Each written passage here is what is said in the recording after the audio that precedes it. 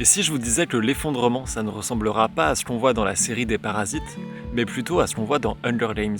Depuis les années 2015, on entend beaucoup parler du mot effondrement.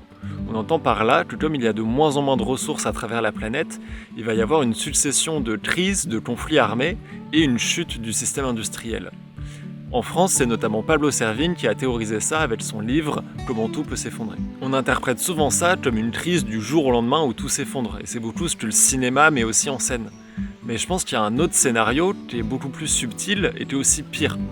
Et pour ça, le film Hunger Games, que j'adore et que je trouve hyper déter, c'est un bon exemple. Ce scénario-là, ça serait que, comme il y a de moins en moins de ressources, en fait, plutôt que d'attendre le point de rupture, les riches, les bourgeois et les industriels s'accaparent toutes les ressources qu'il y a.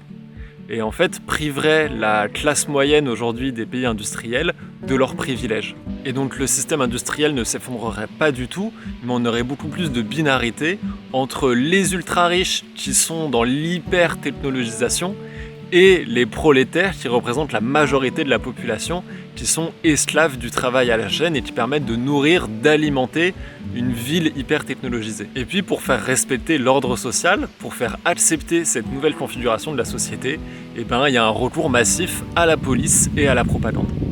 Ça vous ferait pas penser à quelque chose par hasard? En fait, c'est exactement ce qu'on vit aujourd'hui, déjà entre les pays du Nord hyper technologisés et les pays du Sud esclaves qui permettent d'alimenter le système industriel. C'est un type d'effondrement qui ferait qu'empirer le système industriel et le système de classe qu'on connaît aujourd'hui.